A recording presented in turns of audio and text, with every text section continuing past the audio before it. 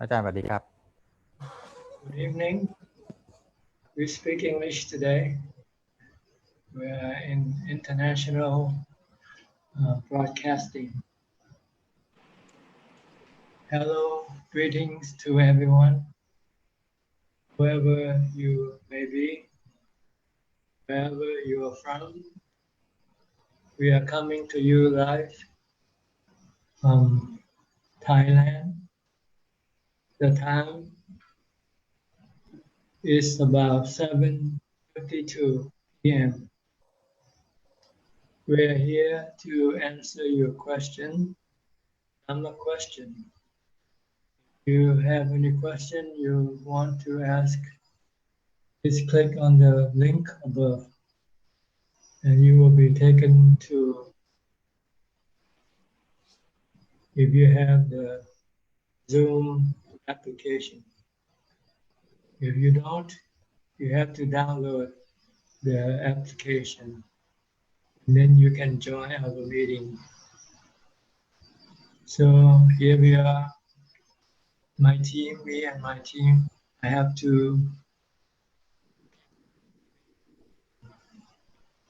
checking on people who want to participate.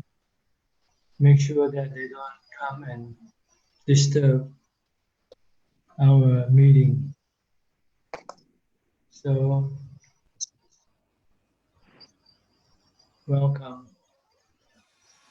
Rachel, Lim, how are you? Rachel, where are you from? Hello, Ajahn. I'm from Singapore. Yes, can I help you? Ajahn, thank you very much for sharing Dhamma. I've been following your teaching for very long. I've been to Wat Yin, I think 2 years back, but after the retreat at Ajahn Monastery, but we didn't get to see you because the timing is not right at that time. So I've been listening to your Dhamma talks and teaching and been following. So I've been practicing meditation every day, 1 hour in the morning and 1 hour in the evening. So I'm able to have some peace and calm. But it's just that after coming out from the meditation, when the eye see the forms, the ear hear sounds, the mind gets agitated again. So, Ajahn, are you able to advise if as a layperson, is it that we can only get peace and calm during meditation? You can get some peace also during your daily activity. When you're not meditating, you can maintain mindfulness. Okay. You either have to focus on what your body is doing all the time, or you can use a mantra, Bhutto, Bhutto, to assist you to calm your mind. Okay. So you try to stop your thoughts when you don't have to think. When you do something, just concentrate on what you do. Like when you're eating, concentrate on just eating. Don't think about other things. When you are writing, concentrate on your writing. Whatever you do, just concentrate on what you do. Don't let your mind go think about it. If it keeps going away, maybe you can use a mantra. Cannot focus, cannot concentrate on what you do. Use a mantra to help you. Reciting Bhutto, Bhutto, Bhutto. And your mind will not be able to think, creating all kinds of feelings, good and bad, mostly bad feelings. Because you like to worry, you like to anxious, because you want things to be the way you want, and sometimes if things don't go accordingly, then you're upset, unsatisfied, unhappy. So you just try to stop your thoughts, stop your desire. Another way is to keep reminding yourself not to expect anything from anybody. Just go on your life, do what you can do, accept things as they are, and try to change them.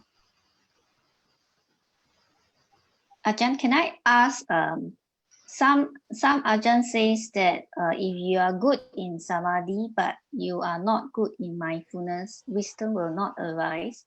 But I thought when we are practicing anapanasati, we are developing both concentration and mindfulness at the same time. So how could it be that one can be good in concentration while weak in mindfulness? Can Ajahn advise?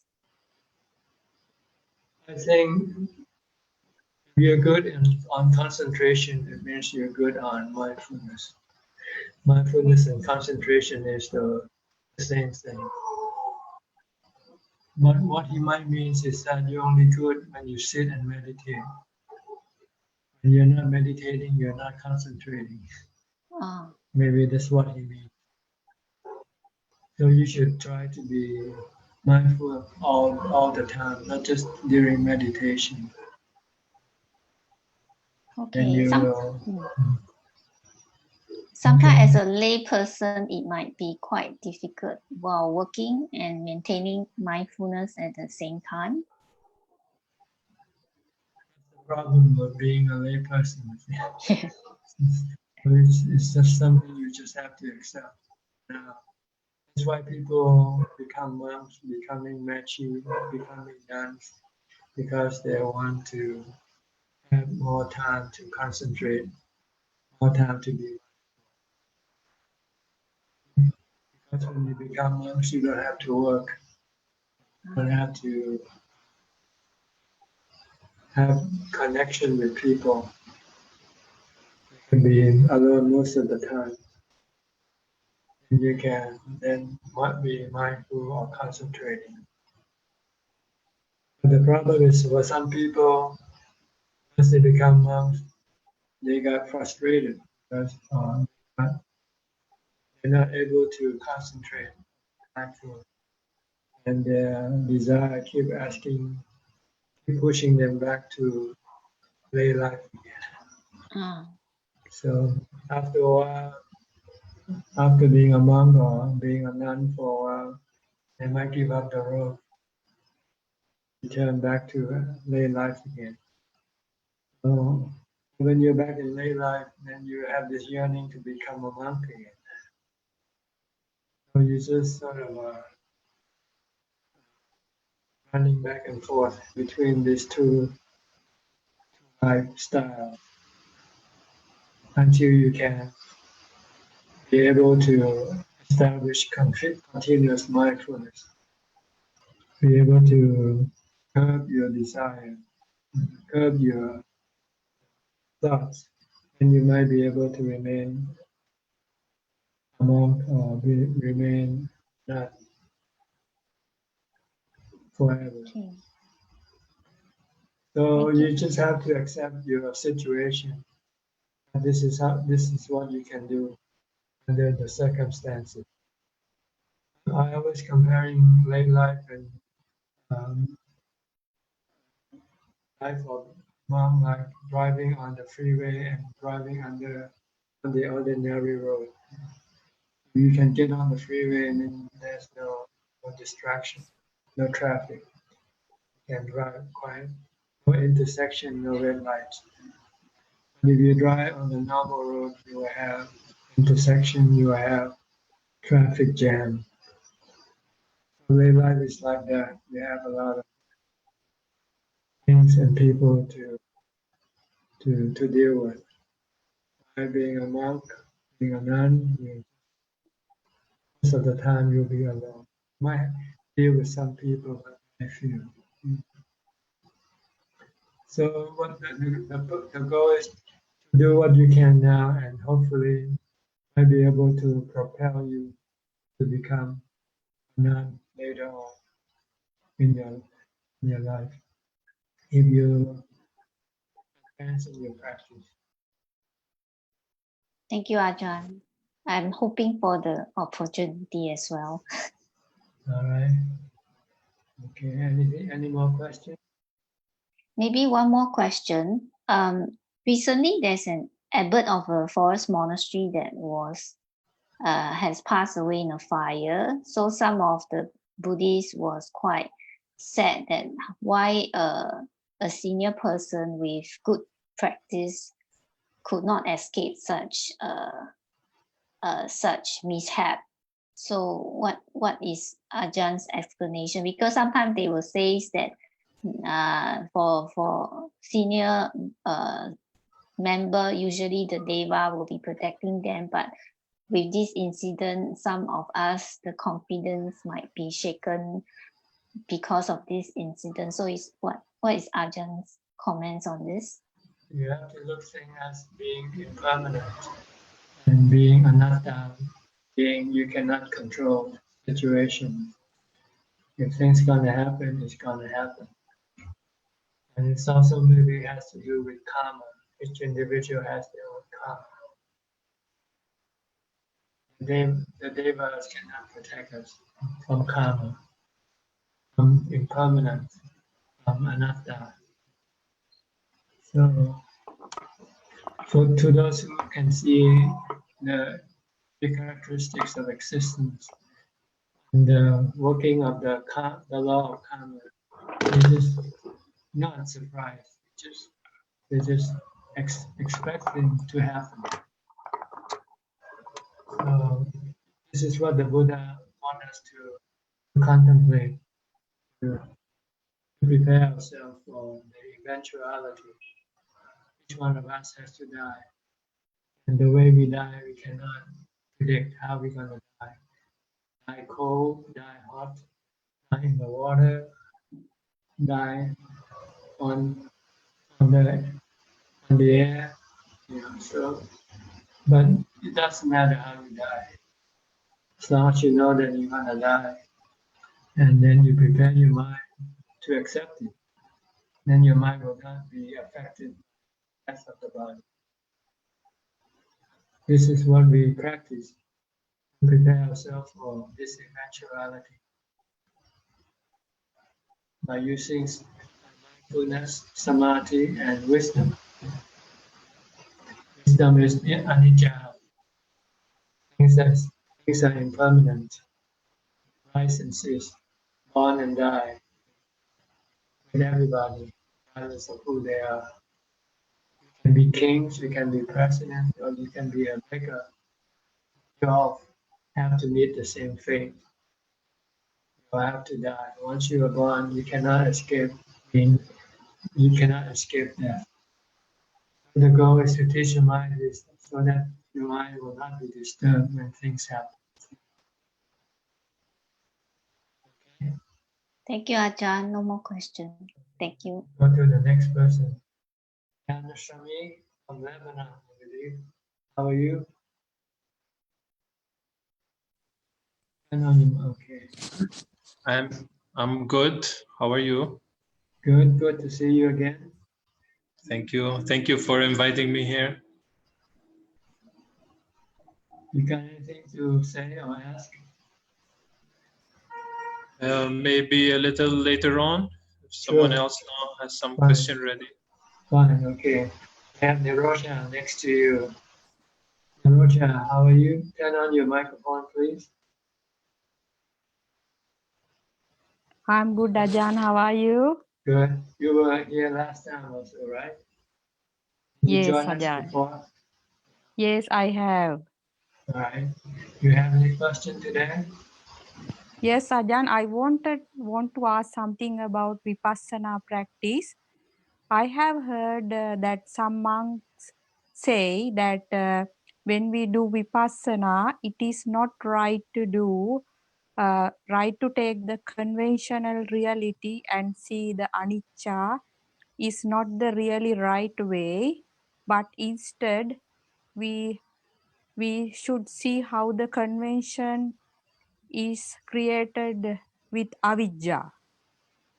If you can explain on that. Ajahn. I also have heard Ajahn, one of Ajahn Mahabowa's talk. Also, he talks that some lay practitioners, even they do vipassana, they do it in a wrong way, and eventually they hit the right position. What does that mean, Ajahn?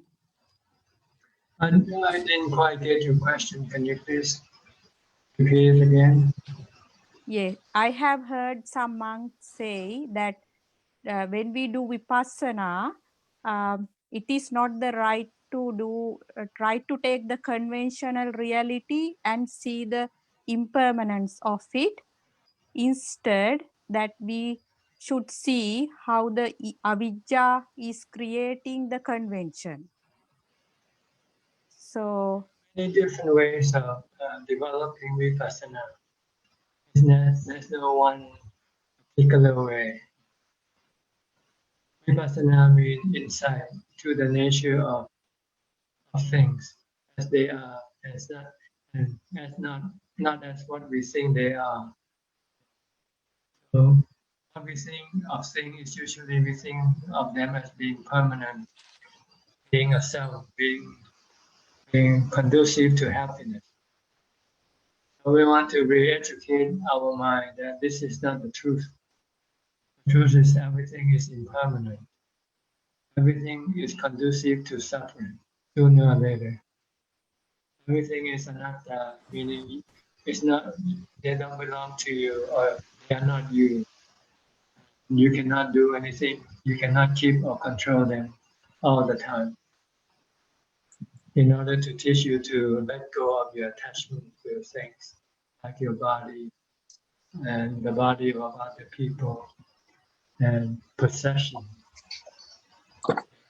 Everything is temporary.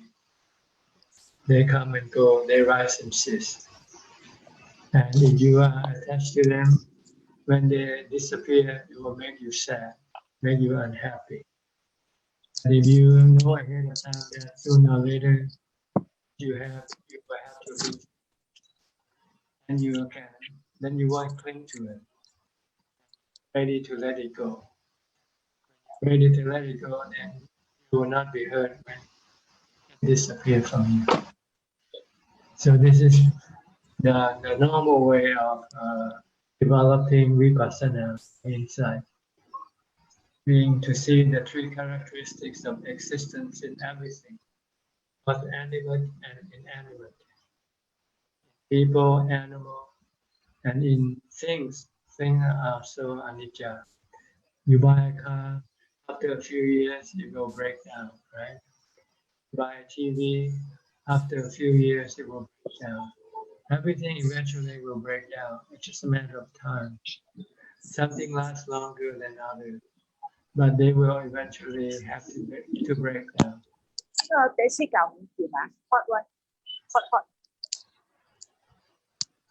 Okay? yes, Ajahn.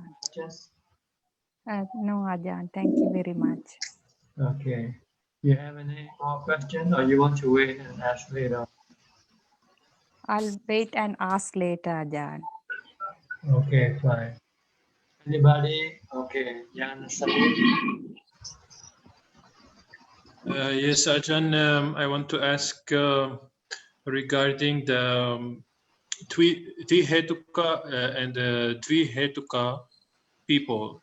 Recently, some monk brought to my attention that there are two kinds of people, two kinds of practitioners. He said in the Pariyati they are called Dvihetuka, people with two roots for the consciousness, and Trihetuka, people with the three roots of consciousness. He said that certain people, those Dvihetuka, cannot achieve jhana and the Maggaphala in this lifetime, even if they practice.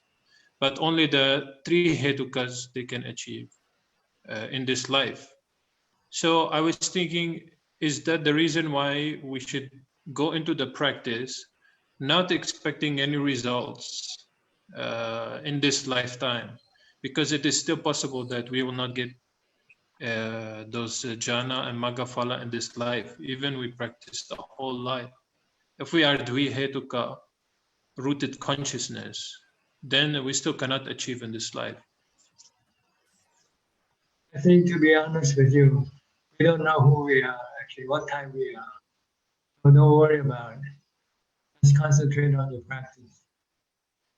It's like buying a lottery. You don't know whether you'll be the one to win the lottery or not. But if you don't buy the lottery, you will never win. You just Exactly. you have to assume that, as long as you practice, there will be a possibility that you will achieve something.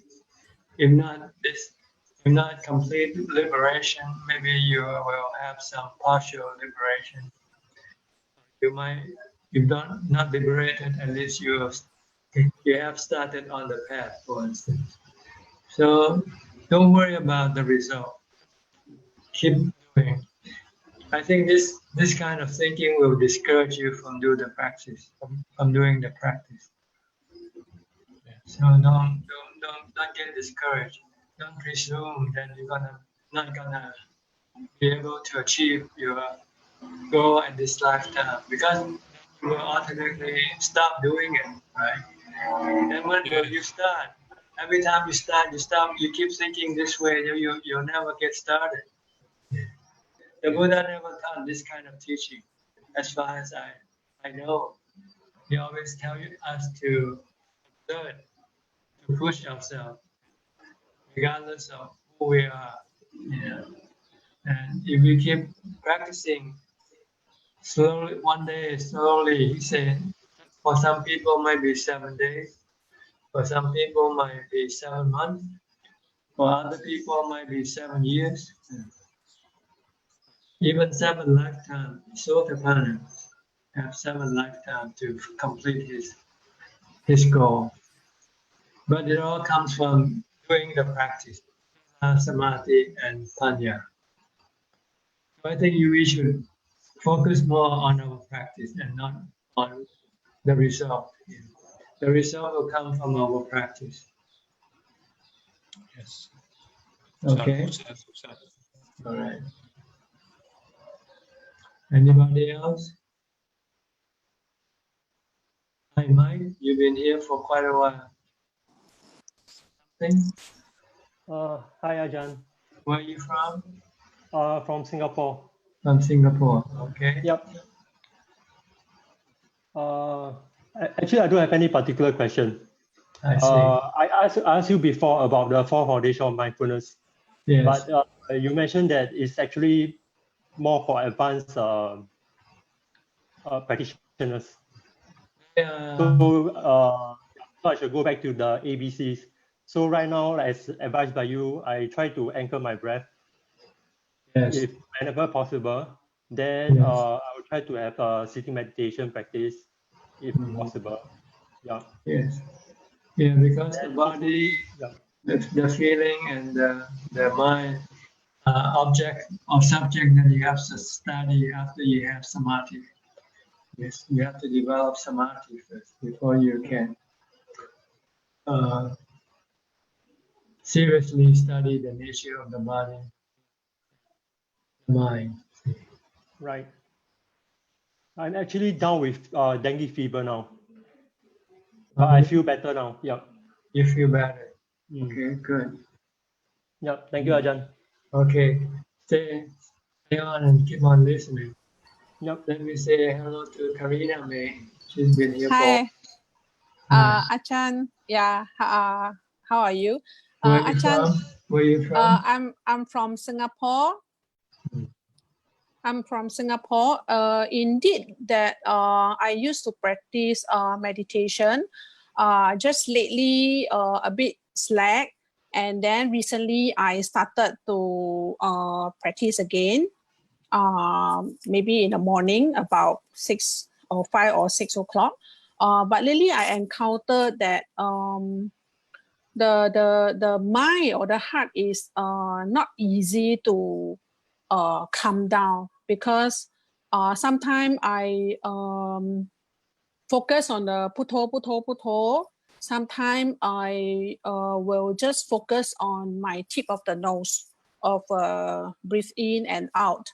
but it seems like it takes longer time to let my heart cooling down. Sometimes it will take 1 hour. So, but I also encounter that sometimes it's very fast. Suddenly it's a zoom. It's just like deep down. Then it becomes so peaceful. In that situation, Ajahn, I just want to know, do I still need to focus on the breathing? Because eventually it seems like it goes off. And then I only feel the entire body is, I know there's a body, but it seems like no body. It only left with the breath, but sometimes also no breath at all. So should I need to start to contemplate on the body? No, no. Once your mind becomes calm and your mantra or your breath might disappear from your awareness, then you don't have to worry about it. Just stay calm and try to maintain that state of calm for as long as possible by using your mindfulness, your ability, your focusing ability. Just keep watching your thought, whether your thought keeps coming up or not. If it keeps coming up, try to stop it. If you have strong mindfulness, you don't need a mantra to stop your thought. Just by merely being aware of it, it will stop. So try to stop your thought and in that state of calm for as long as possible. Okay, can. Thank you. Understand. Don't Thank you, Ajahn. Don't do any vipassana during meditation, during samadhi. You want to keep the mind calm. Because when you do vipassana, you have to start thinking. You don't want to do that. You have to wait until you come up with meditation. After you come up with meditation, if you want to contemplate on the nature of the body, you can do it. Contemplate on the nature of feelings. Contemplate on the nature of the mind. You can do that after meditation. Okay. Ajahn, I think I have been practice meditation for last 2.5 years, but it seems like I don't see any like light or whatever. But sometimes I think I feel that, you know, because of the some of the friends that they have that kind of experience, which is I don't have. I only have 1 or 2 experiences, like when I listen to the Dhamma talk, like from Ajahn. It will straight away go into, I don't know, maybe samadhi. I'm not sure what is the stage, but it suddenly just go in. And while I'm still hearing the talk, but it seems like I have been covered with, it's like I'm in the egg. I'm not sure whether is it correct that I express this way. Yes. Each different people, each different person have different results.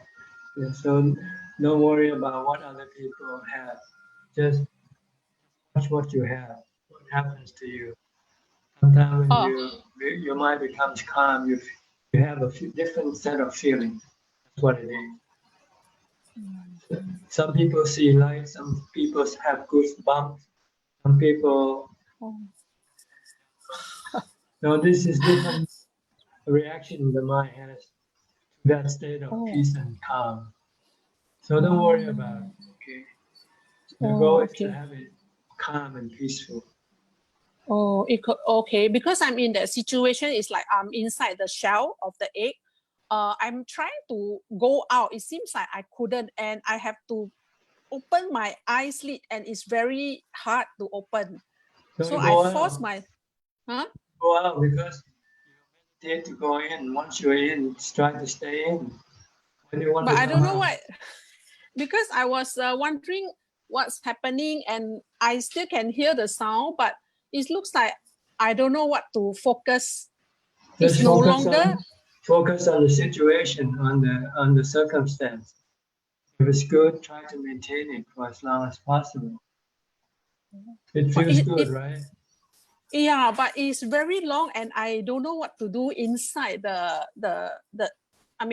egg. You don't have to do anything. You just experience it, enjoy it. Oh, I was so worried. I keep trying to go out, and out, and then I try to open my. When When the time comes, it will come out by itself. Oh. If it doesn't come out, don't force it to come out. Because if you do, the next time will be hard for you to get it in. Oh yeah, that's true. I always encounter is so sudden, it zoom in and very calm. But I don't have that kind of gradually like it's coming down and then slowly it won't. It's like suddenly when I focusing on my breath, suddenly it zoom, it just going, and I know that oh okay, then you feel like very joyful, happy, something like that. That's right. Yeah. So don't that worry is correct. about that's the correct. For each individual is different. See. Some people might be gradual. For some people might be sudden. And sometimes with the same person, sometimes it can be gradual and sometimes it can be sudden.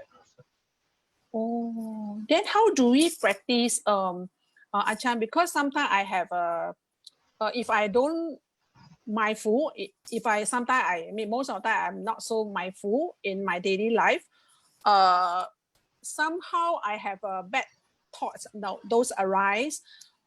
Is it if we practice Asubha will be helpful?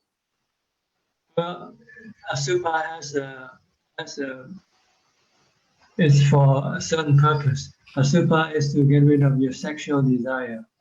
When you have sexual desire, look at the body as being unpleasant, not good looking, then your sexual desire can disappear.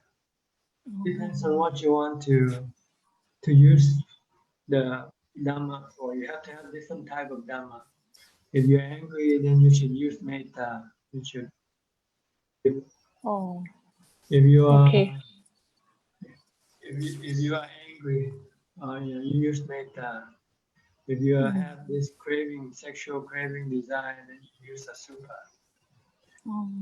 And if you are restless, you can use the mantra. Just keep reciting the mantra. Bhutto, bhutto, bhutto. Oh, okay, So understand.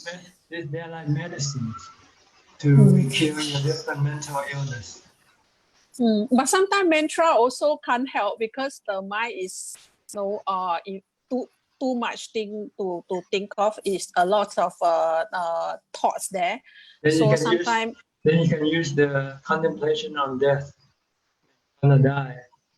As soon as you know you're gonna die, you stop worrying. Oh, oh, okay. Contemplate that the thoughts when arise, just contemplate that. So to understand that. Contemplate on your life, and eventually you're gonna die. So why worry? Yeah. Why get restless or agitated by things? Okay, can understand. Right? Yeah, okay. thank you, Ajahn. Let me go to the next person. Rose, how are you? From Florida. Can you hear me? Rose, turn on your microphone. You have to turn on your microphone on the corner of your screen down below.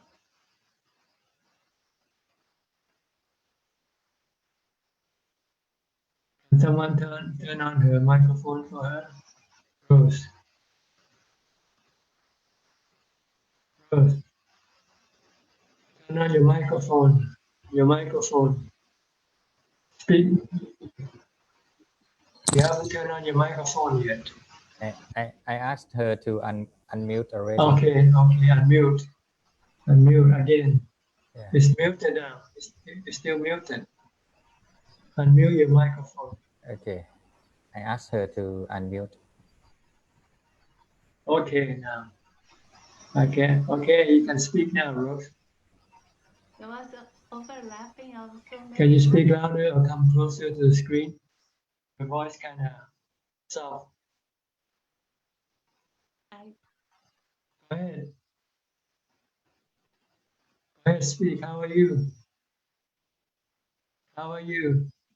Hello, Tanajan. Hello, Sangha. Good morning from Central. Good morning. How are you? Can you hear? Yes, yes. Go ahead, speak.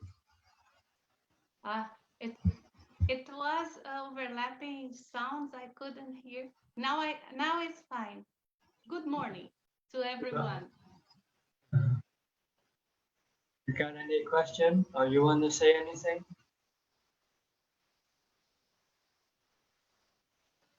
You want to say something?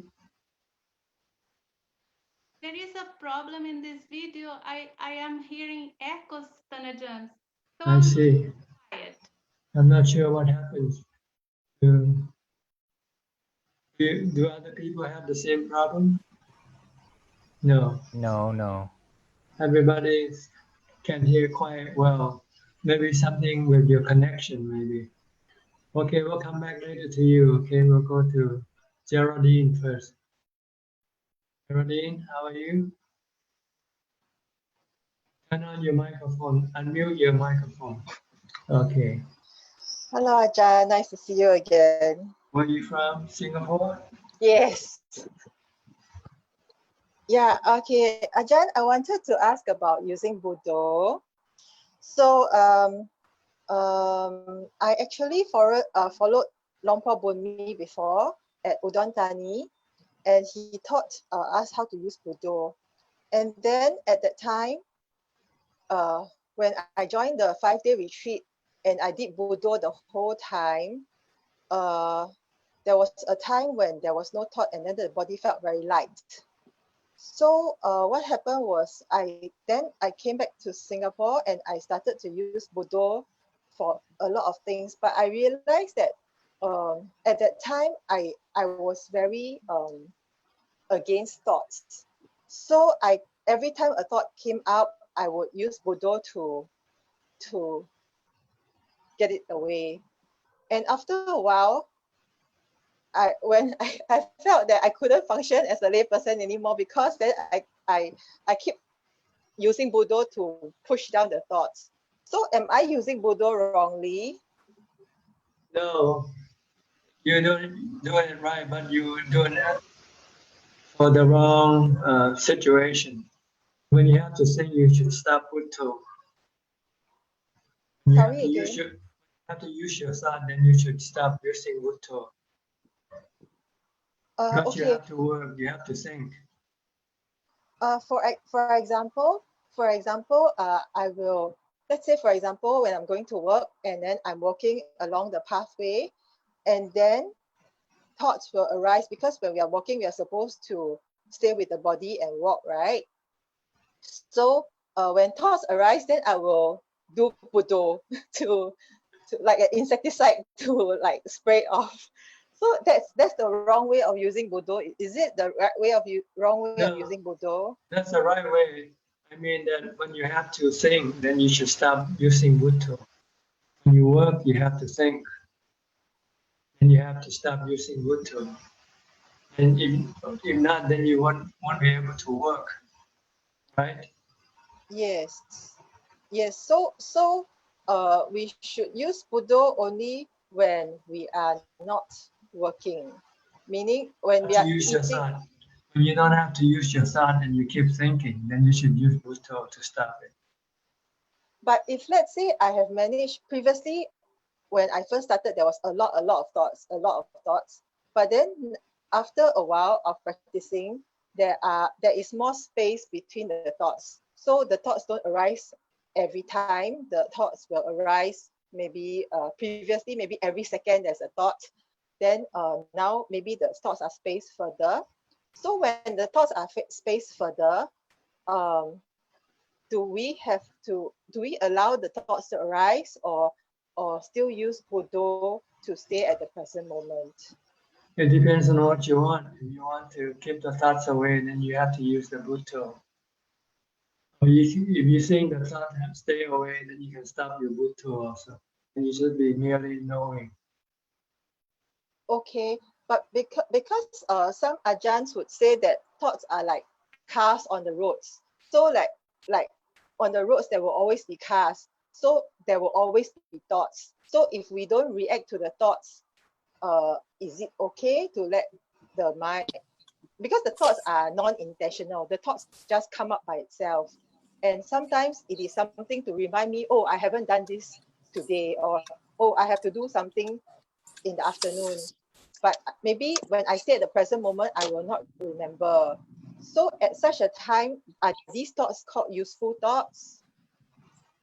It depends on your ability, whether you can stop your thought anytime you want to or not. See, if you still cannot stop your thought anytime you want to, then you have to keep stopping your thought first until you are sure that you can stop your thought anytime you want, and you can then let it think anything it wants to think. Oh, so the whole purpose is to allow ourselves to stop the thought anytime we want to. That's right. Once you know you can stop your thought, then you can let it think anything it wants to. And if you think it's not good thought, then you can stop it right away. Or when you want to meditate, you want to stop it. Okay. Okay. Like driving your car, you have to learn how to stop your car, right? When you drive. You don't stop your car all the time, right? You have to drive the car.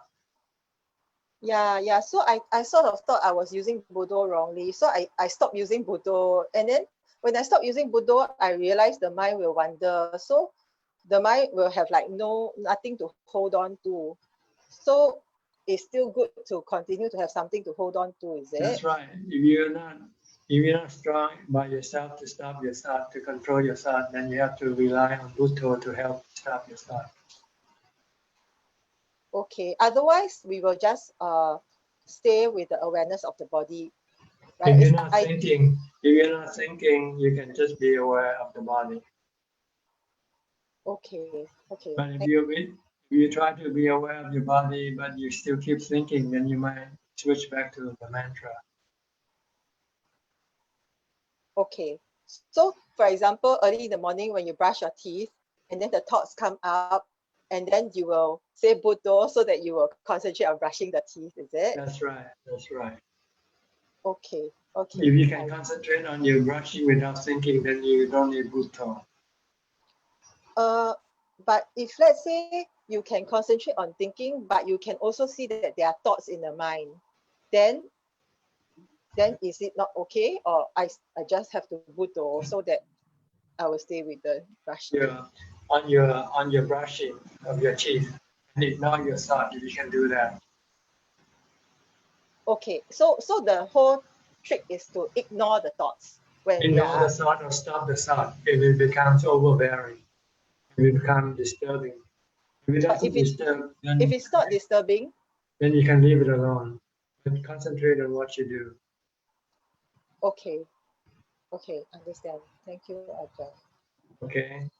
We'll go to the next person, Sweetan from Vancouver. How are you? Very good. Yeah, how are you? Hi. Good to see you again.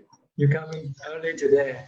What time is it over there? I was meditating and I had a hunch that you're on, so I came to turn up. I had a feeling you're on. You have psychic power. Yeah, I was trying to catch you. What time is it over there? Morning. 6:30, almost 6:35. Yeah. 6:30, okay. That's not too early. Normally, what time you get up? 5? Yeah, 5. Good. You want to say or ask anything? I was just going to ask just now when Geraldine, I was going to continue ask a little bit about the Buddha as well. Sometimes when the thoughts are quite strong, the Buddha gets fast and loud. I find like, is that okay or not correct? Yeah, as long as you can stop your thoughts. So anyway, how you want to use your Buddha is up to you. Okay. So I can, like, it doesn't have to be slow and consistent. It can you can make it fast, make it more faster or more, louder, stronger if you want. Yeah, I find like if it's for louder in the mind, it helps even the thoughts are strong. Yes. Yeah. Okay. Yeah. So adjust according to the situation. Okay. I have another question again. I'm wondering, like for Sotapan, you said that they still have sensual desire and anger. However, the Buddha said that they are no longer bound to Wufu plane. I'm wondering why is that? If you still have sensual thought and anger, why you're no longer bound to Wufu plane? For what? If, What? when somebody become a Sotapan, Yeah. even though they still have sensual desire and anger, why they are no longer bound to reborn in the Wufu plane? Because they have sila, so they will maintain good sila all the time. No matter how angry they are, they will not hurt the object of their anger. Because they know the law of karma. The Sotapanna can see the law of karma clearly. If you hurt other people, you will hurt yourself. So this is why he's free from being born in the awful realm of existence. So that means even if we are not Sotapan but we keep our sila well, we are not bound to Wufu plane or well, not? You keep the sila because you feel normal. But as soon as you become angry, you forget your sila. For ordinary people, when they're overwhelmed by anger, they forget the sila. Do what their defilement asks them to do. But if you It's different with the Sotapanna. He's never overwhelmed by his anger. He will not be overwhelmed by his anger. His anger. Oh, I see. Or his sensual desire. He will do things within the bound of good karma. Does that mean that their defilement is already lower? Well, not really. It means that the wisdom is greater. The mindfulness is greater than the ordinary people. The sensual desire and the anger are still there because he hasn't yet tackled it. Yes.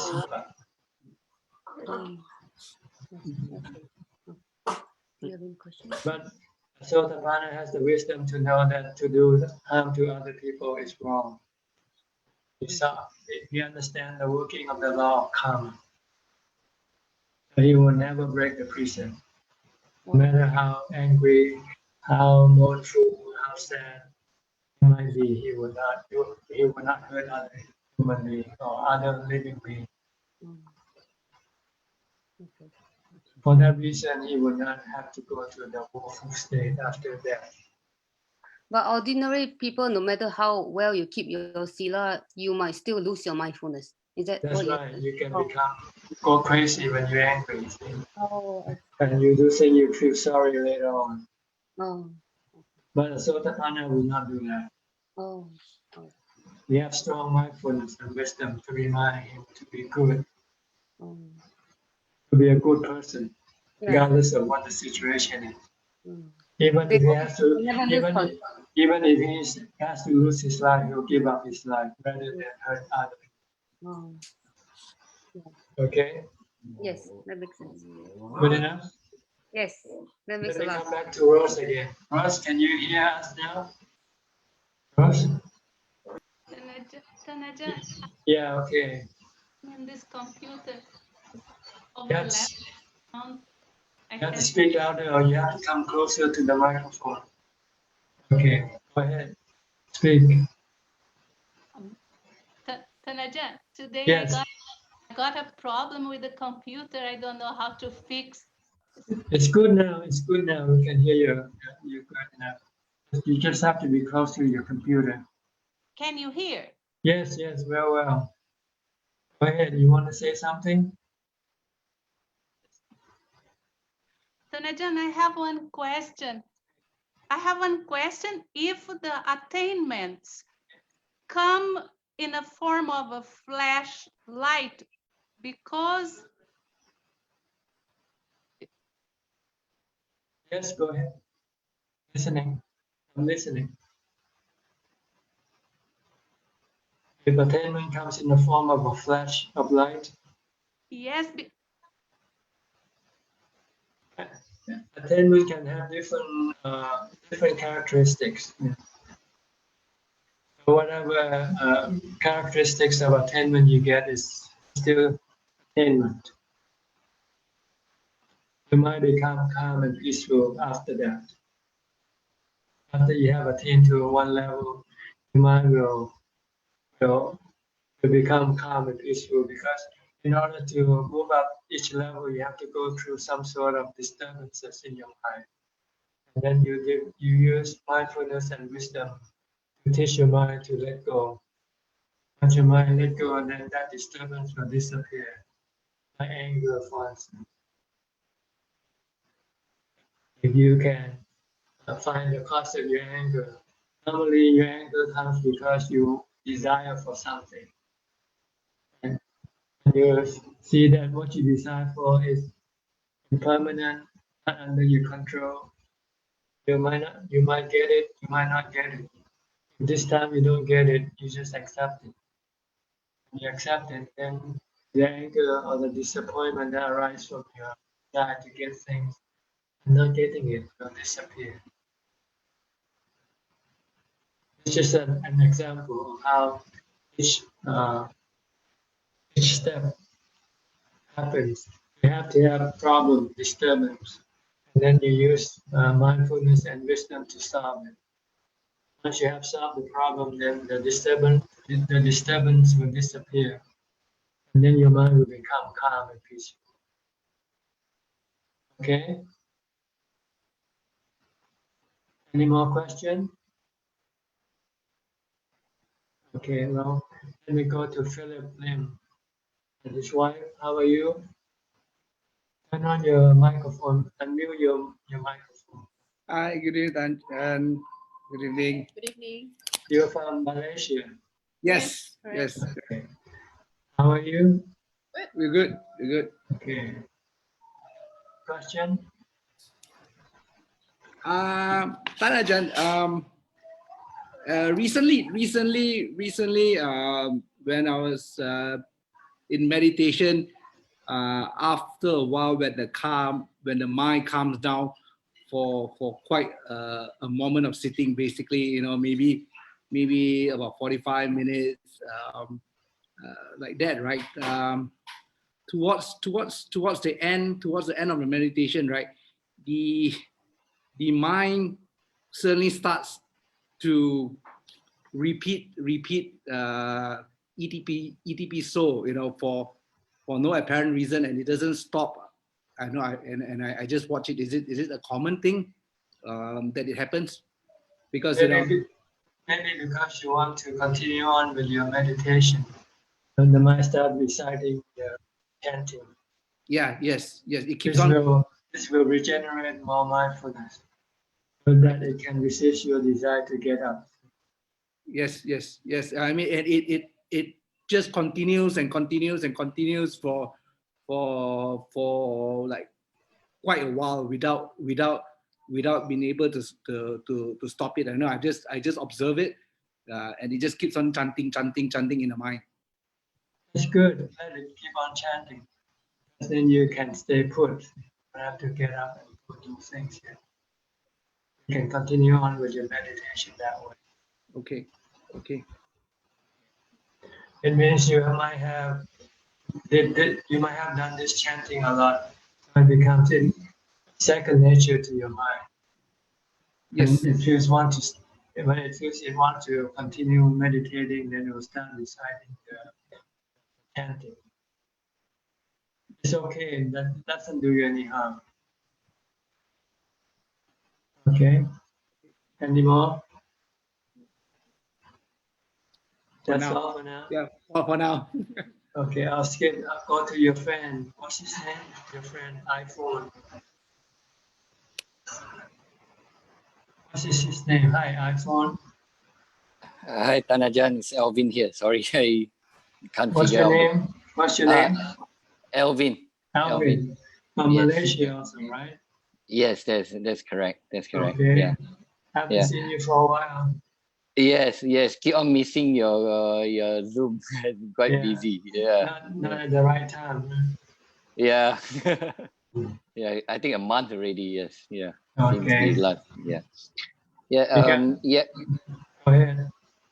Okay, Ajahn, just one quick question. So, when we meditate, we use a mantra of Buddha, then suddenly I feel a lot of, it's like when I hear or when I feel there's itchiness on part of body, do I shift my focus and take note of the itchiness or hearing a voice, a noise, a loud noise, and take note of those noise, and then later come back to Buddha, or I just ignore that and just continue ignore with the them mantra? and concentrate on your mantra better. Just keep reciting your mantra, because if you go to them, you might be distracted and you might not be able to come back. Oh, okay. So stick with the Buddha, stick with the mantra.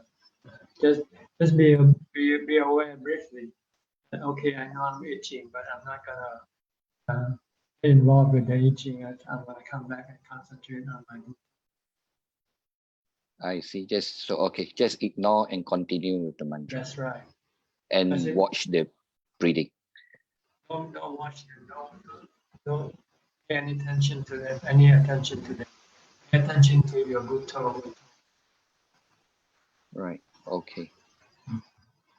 Because if you pay attention to them, then you become distracted.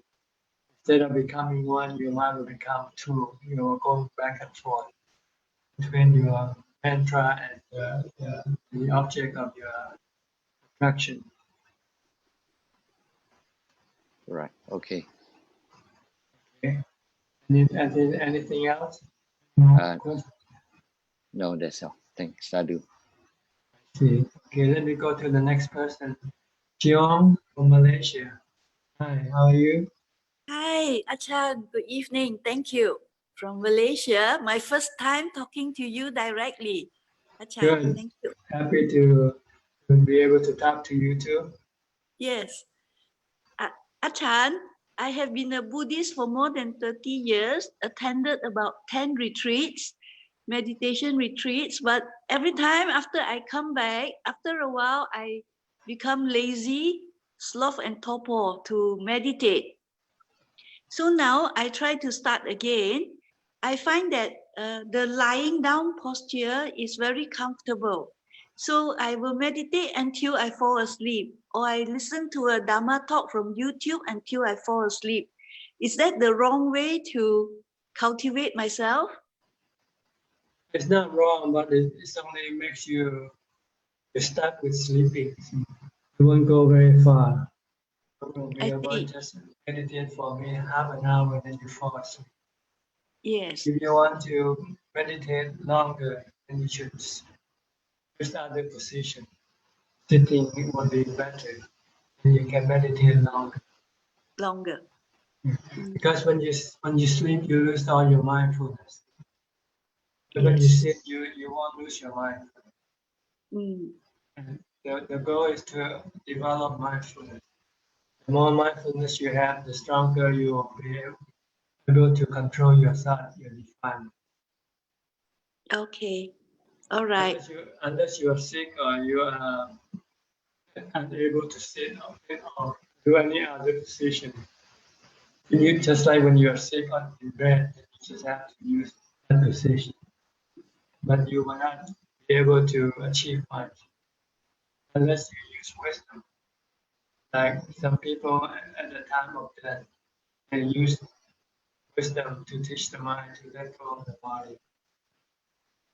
Then you can become enlightened when you are sick in bed. Because when you're sick in bed, you are forced to see the real, the truth of your body, fitness and death. When you see this, you use the teaching of the Buddha, the characteristics, you might be able to have insight into the nature of your body. And you might be able to see the suffering that you get was caused by your attachment or your craving. Once you can see that, you might just let go of your craving, attachment. Then you become enlightened, you become free from suffering. Okay? Okay, thank you, Ajahn. Thank you. So what you should do, you should try to meditate in other position. You're not sick. Yes. If you cannot sit, you can do walking meditation. Okay. Try to maintain or develop as much mindfulness as you can.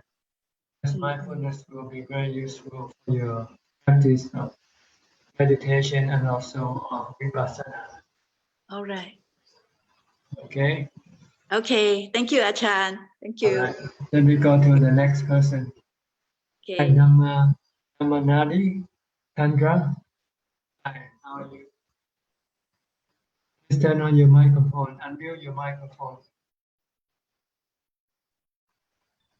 Okay. Good evening, Ajahn. It's Where are long you time from? to see you. Where are you I'm from? Ayao. I'm Ayao from Ayao, Indonesia. Ayao. In Indonesia. I see, long time no see. Yes, 15 years already. 15 years. You were then here for one rain retreat, right? About 3 months. Yes. I see. Good to see you. So sorry, I come late because I just come back from office. So my friend told me that Ajahn in Zoom meeting. So I'll try to visit you again. Good. How are you doing with your practice? Practice in the daily life, just awareness in minds, in action, because it's very busy. So I meditate not in sitting, but just aware in my mind, my emotion. So practice sila. Sometimes I did Atha sila. Okay. You think of ordaining again, maybe in the future? Maybe Maybe. Dan Ajahn will come back to Wat Yan again. How did you find the experience of being a monk? Was it beneficial for you afterwards, after you disrobed? Yeah, it's very good for me. Actually, for in my mind, yeah, and my heart also. Everything changed. Now I try to practice in daily life. What is Buddhism actually? Not only said in meditation, but when we have a relationship with others and we face a problem in our life, so we use Dhamma in all our case. Sorry, my English not very good, Ajahn. Put It's allภาษา right. อินโด We are not English-speaking people anyway. Yes. So Okay. how about พระอาจารย์เวยอีเวย He's here. He went to Tudong for a few months. He went wandering in the forest for a few months. Just came back a couple of weeks ago. Yes, I miss Tudong also. Walk around to วัดป่าบ้านต่าง Yeah. Good. Nice talking to you. Yeah. You have any questions? No, actually, I don't have question. But Okay. very happy to meet you. Very happy to meet you, Ajahn. Yes, very good. Me too. Very happy to see you. And expect to see you today. Thank you. Okay. Anybody got a question or want to say something, please go ahead. I'll give the green light to everybody. Whoever speaks first, then just go ahead and speak.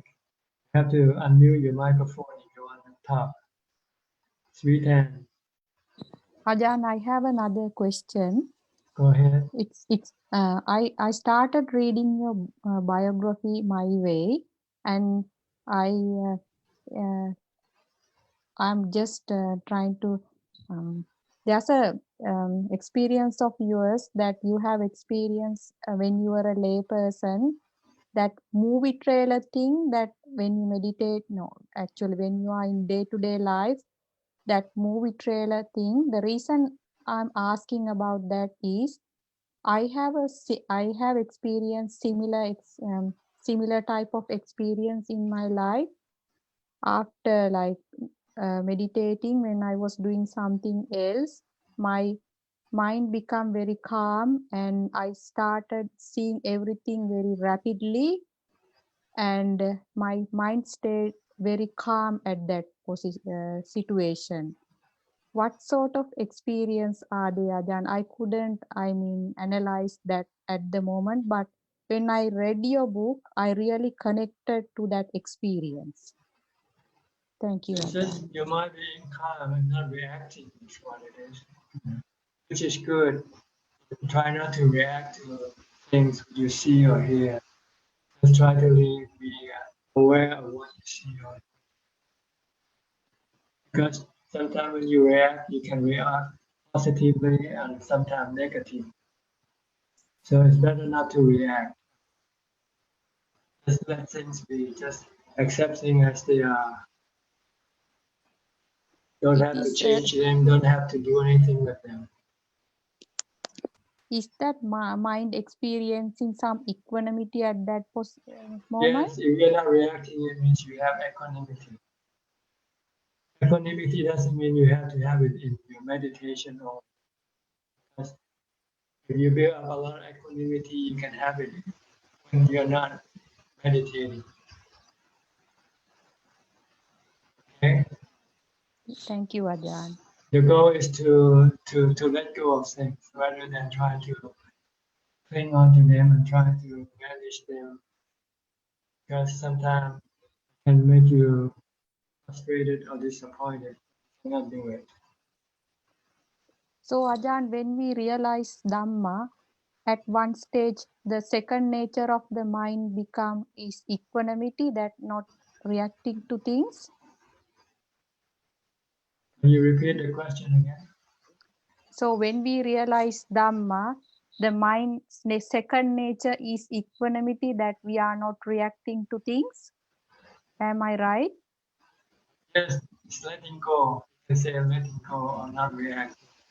And like your body, if your body is gonna die, you will not react to it. You just let it go. You see with wisdom that the body is impermanent and it's not under your control to do anything about it. And you just let it go. Okay? Okay, Ajahn. Thank you, Ajahn. Sadhu. Okay, next you want to say something, go ahead. Nobody? Turn on the... Ajahn? Okay. Yes. Ajahn, yeah, I just want to know, like, is forgetfulness something related to loss of mindfulness? Like people. You mean whether forgetfulness has to do with mindfulness? Yeah. It does. If you are you have mindfulness, you tend not to forget easily. Oh, okay. And also, like, in terms of, like, if for us to keep reciting Buddha or meditate, right? And then if sometimes, like, a thought come back to me and thinking, like, if I lose my mindfulness, it seems like I have to kind of like pay, make a mistake, right? Like have to pay, and this become it's kind of a foundation behind me and saying, if I didn't do this, like if I didn't develop mindfulness, it seems like it's what in the Sutta Buddha was saying, like if we lose mindfulness, it's like we are falling into a Mara's trap. I kind of have this kind of experience. Like, can I use this as my foundation to keep reciting Buddha, or to keep, like, having myself to keep remembering to be mindful? Right. Yes, you should have something to remind you the importance of being mindful. Because mindfulness is the foundation of building up your good mind, developing your mind. You need mindfulness. Without mindfulness, you cannot have equanimity, you cannot have samadhi, you cannot develop wisdom. Okay. So try any way you can, so that will make you not being unmindful. Okay. Yeah, I just want to make sure it's correct way. Yeah. Because I keep reminding myself, if I lose mindfulness, it's kind of like I have to pay back. It's like, the mind. It's like if you're being a soldier and you have to go into the battle.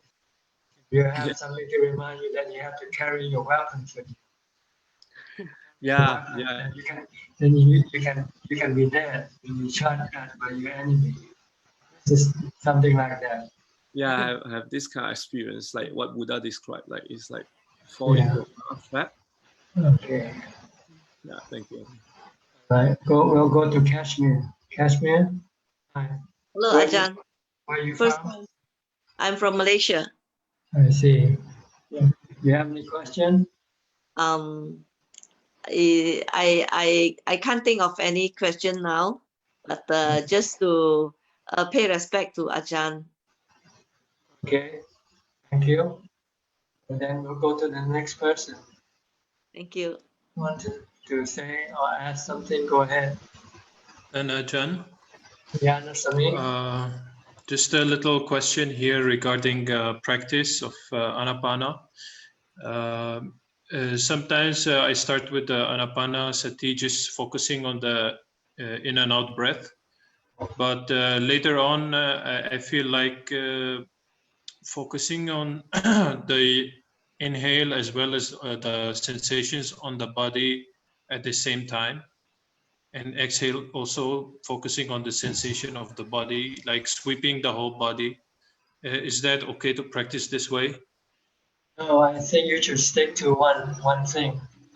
You want to unite the mind to become one. You want to focus on just one point at the tip of your nose. Just watch the breath coming in and out. And don't even manage or force your breath. You're just supposed to watch it, that's all. Because you don't want the mind to work. So when you force the breath, the mind is working. And you scan the feeling, you're forcing the mind to work. And then in that way, your mind will never become calm and become one. But if you just keep focusing on just one point, then your mind will stop working and stop working, and then can become calm and become one. Being have one thing in the mind, which is knowing. But don't sweep your feelings. People are taught that way, which is I don't think is the right way. You have to focus on one point. Vipassana, then you can sweep anything you want.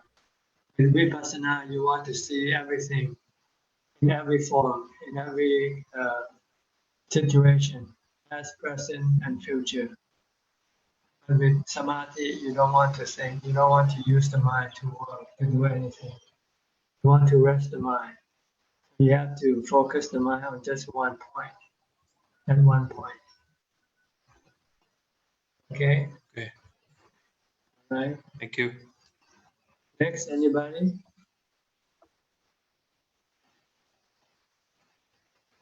Go ahead, Philip. Okay.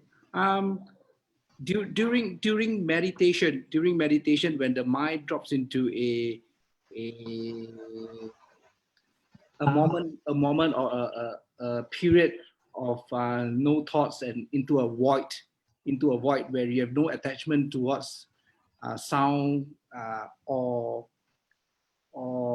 any concepts or any ideas which are coming out. It lasts for a long time. It's almost like close to you are about to sleep or not too sure. Is it a common phenomena of that happening? I mean, you still know, you still will know that your breath is in and out, but what happens is that it's just a void. It's just like almost like you don't feel anything. You don't make stories anymore in your head. That's right. That's samadhi. You are entering into samadhi. You have mindfulness. You can maintain mindfulness, being aware. And if you lose mindfulness, then you fall asleep. Okay, Ajahn. Okay, so and this is one of the another thing that I have is after a period of this samadhi, when I come out from meditation, right? I have I won't say a problem, but a period for maybe 15 minutes or half an hour that sometimes, you know, I can't remember words, or I can't even, like, it's dangerous for me to go driving because Yes. the mind is just like very still. It doesn't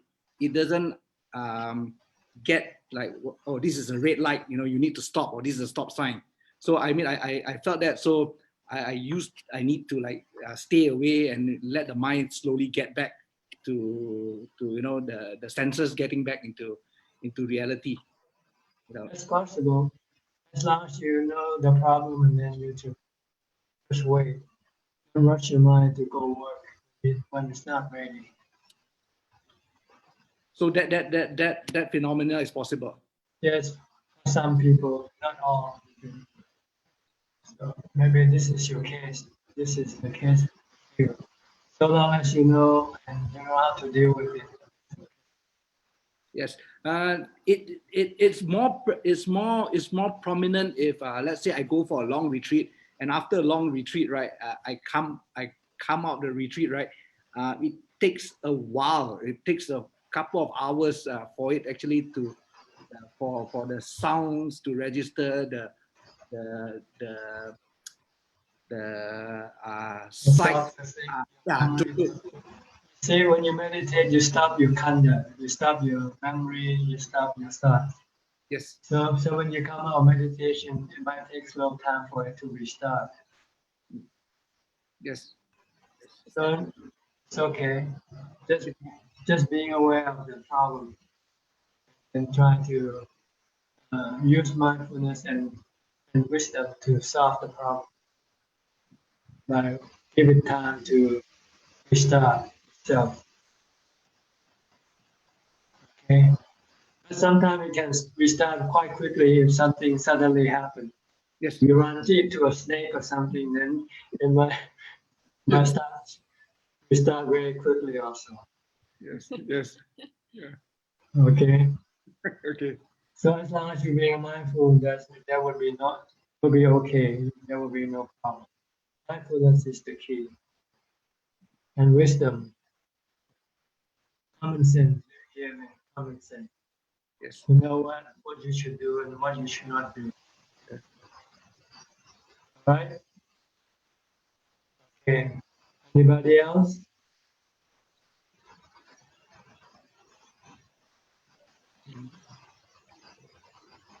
Anybody has anything to say? We've been on the air for about 1 hour. Okay, go ahead. Sorry, Ajahn.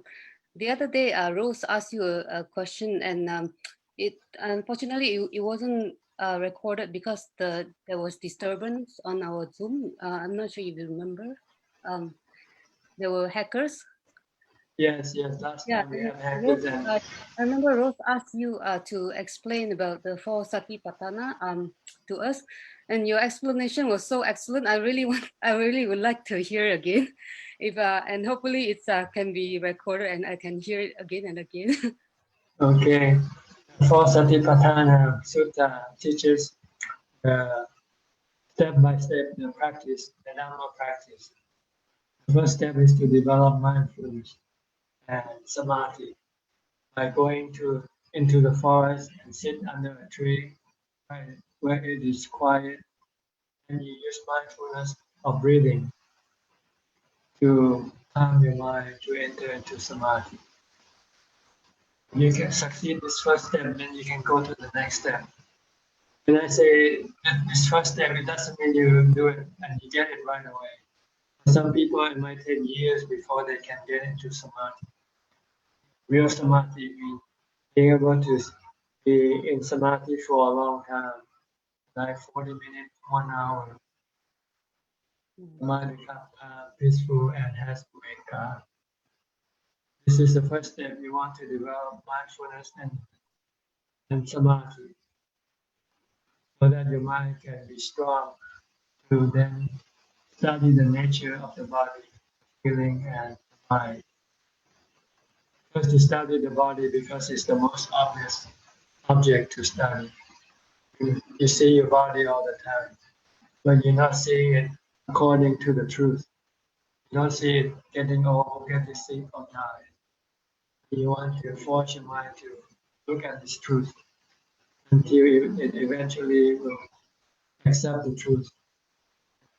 If it accepts this truth, then it will not be hurt when the body gets sick or die, because it will be willing to let it be.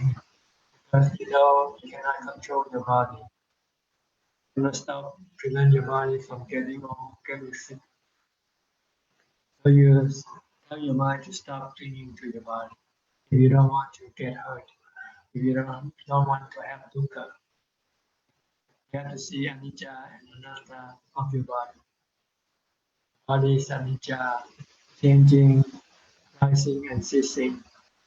Anatta, you cannot stop, you cannot prevent it. So once you see this truth, anicca and anatta, and you will then have those dukkha. Dukkha only arises because you resist the truth. You didn't see the truth. You want the body to continue on living forever. And you will have dukkha when the body has to die. This is the first step. You study the nature of the body. Anicca, nature. Anatta, it's not you. You are the mind. The body is made up of the four elements. And it's a gift from your father and your mother. You just happen to be the recipient of the gift, that's all. The mind is a recipient of the body. And then you use the four elements to raise it. You take in the air, you breathe, you drink water, you take in food, which is from the earth element.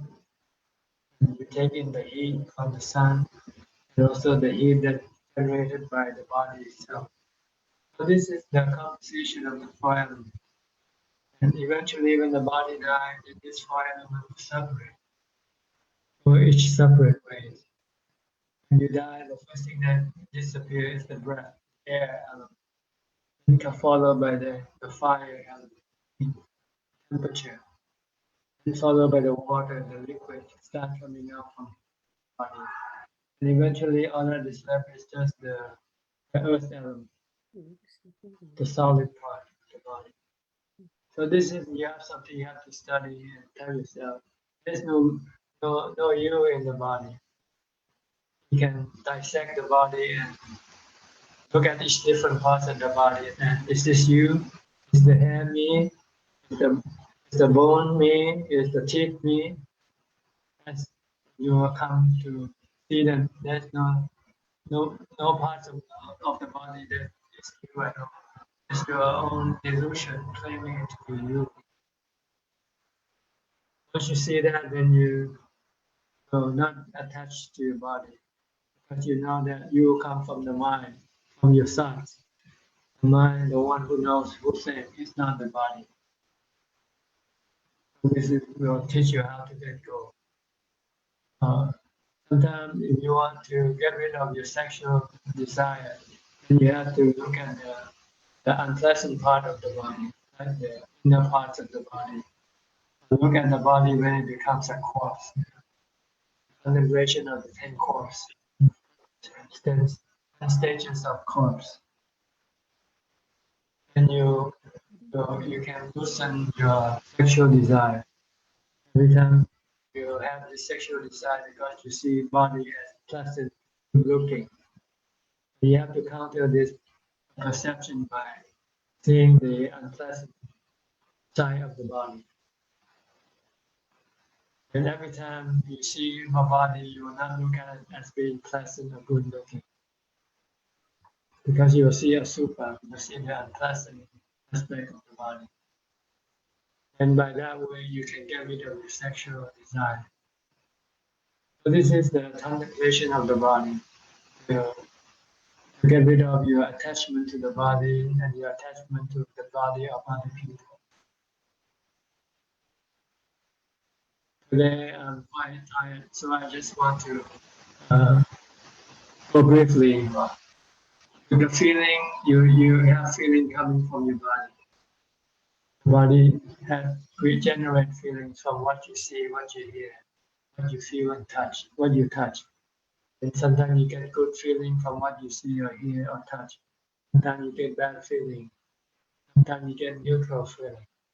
And these feelings, you cannot manage them all the time. Sometimes you cannot get rid of the bad feelings when it arises.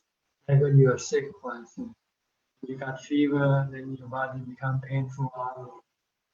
If you have desire to get rid of it, then you are creating dukkha in your mind.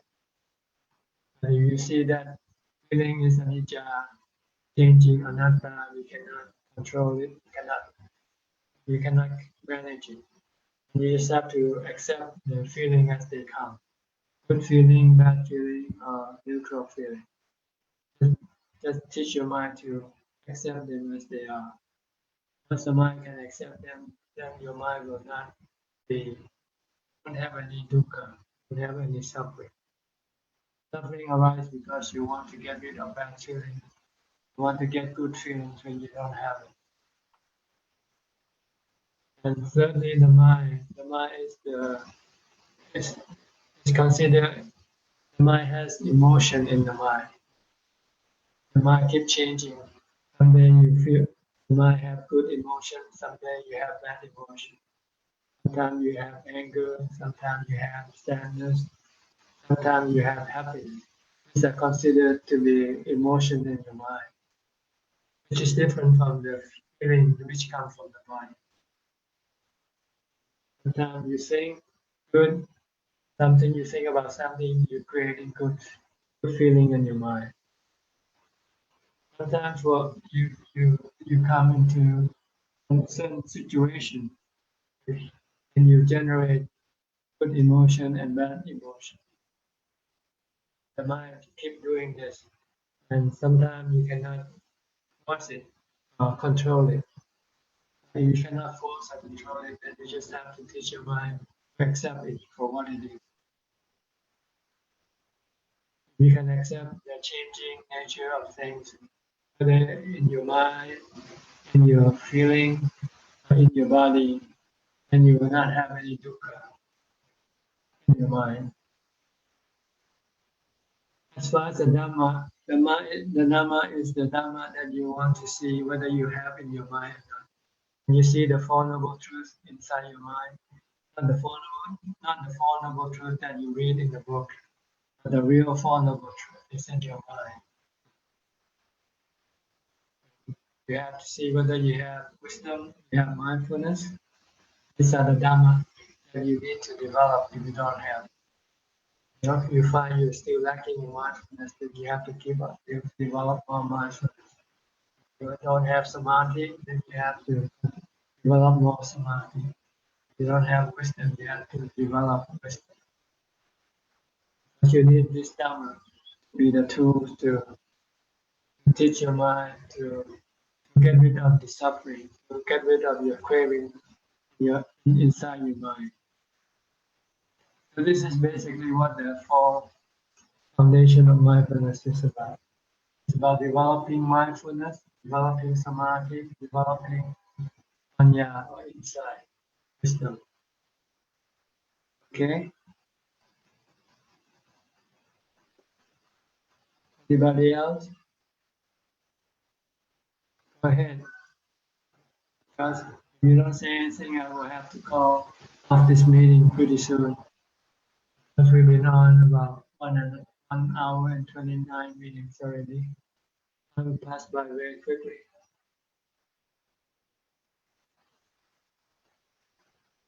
Okay, then maybe it's time for me to go because I'm quite tired. And we can do this again the next time. I'll try to come on about once a week if I have no other engagement. If I'm free, I'll try to come on during the weekday about this the same time, about 8 p.m. in Thailand time. And give another session. Okay? Thank you for Thank you, Ajahn. Sadhu, Ajahn. Keep practicing and become enlightened soon. Thank you. Okay. Thank you. Goodbye for Thank now. you. See you Thank next you. time.